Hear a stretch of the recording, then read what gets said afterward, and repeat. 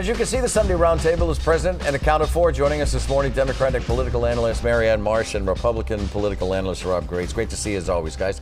Bill Galvin was pretty passionate when he sat in the seat this morning to talk about redistricting and whatnot. Does this sound like a serious problem? Bill Galvin's 100% right. Yeah. And I'm stunned that progressive groups, the ACLU, voters' rights groups, haven't sued yet. I mean, for Massachusetts, who prides itself on its democracy and being so progressive and everything else, to have districts like this that really disenfranchise voters across the state, but especially in Greater Boston and the South Coast, the fact that someone hasn't filed suit yet is the biggest surprise of all. Rob, honestly, it's not a sexy conversation point, but nonetheless, it is a fiery conversation point, as you saw this morning. Well, and it points to the dysfunction with the legislature on Beacon Hill. I mean, we shouldn't be shocked by that, but Secretary Galvin's right. Shattered precincts is completely dysfunctional, and it's an incumbent protection racket. He made that clear today. He spoke out.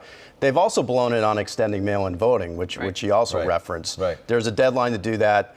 There's a simple solution. They couldn't even get their act together on that, even though everybody agrees it's a good idea. Yeah, and his point about complaining about Texas and other places who are disenfranchising everybody, we're just as bad. Mm-hmm. Well, that was the thing that was so amazing. He minced no words about going after his own party on that one. Let's go to City Hall. Michelle Wu barely moved into the mayor's office when news broke that Boston Public Schools lost another 2,000 students. That's a total loss of 8,000 kids in the last decade. The pandemic was part of the problem, but not all of it.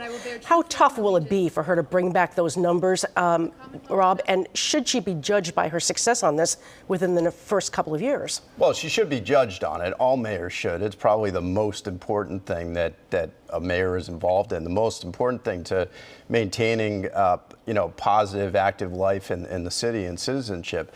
But there's flight to parochial and private schools, plain and simple. People are voting with their feet because the quality of education is better in those schools, even though they have to pay more. Is it possible to turn this around regardless of who is mayor, Marianne? Well, that's one of the promises Michelle Wu made, right? So enrollment, did she create the problem? No. Will she be judged on it? Yes. But the way to fix it is to fix the schools, just not only the physical structures of them, but what they provide inside of them and the buses running and all that. If anyone can do this, I believe it's Michelle Wu. That's why she had this front and center during her campaign. Next item, House Speaker Ron Mariano, 75 years old. He announced this week he is going for a second term as Speaker until 2023. New pacemaker apparently has given him new political life, and I don't speak of that lightly, but you know what I'm saying there. Is anyone surprised, Marianne? No, and the fact he did it earlier this week was a signal he was sending to everybody that says, look, I'm going to hang around. I'm going to be around for another 2 more years. Get in line. Don't cross me. Let's do this. So that was a shot across everybody's bow. He made it clear, I'm staying here. And he made a point of saying all this federal money's coming in, and he thinks it's part of his legacy, and he wants to spend it. I hope it doesn't take 2 years. Not going anywhere. Well, he doesn't want to go anywhere, yeah. And why should he? I mean, if the President of the United States is 78, then Ron Mariano's a spring chicken at 75 these days, right? So speaking of D.C., President Biden signed a $1.2 trillion infrastructure bill this past week. A $4 billion plan to spend ARPA money here in Massachusetts, however, is still stuck behind closed doors with our House and Senate leaders. Governor Baker told us here on OTR just a couple weeks ago he's been trying to spend this money since July. Should we suspect that shenanigans are afoot here, Rob? Well, the R in ARPA is for recovery. If you're 6 months after the pandemic, then you're not using the funds for recovery. The majority of other states have allocated more than 50% of these monies. In Massachusetts, we've done 8%. The governor's absolutely right.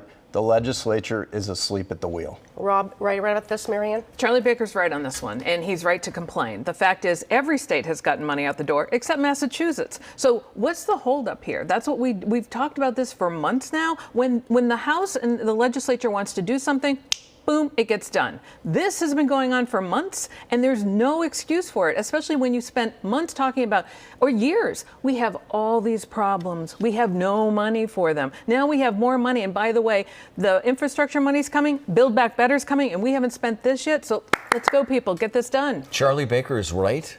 Did I hear you say that? Keep the video on that one, he is.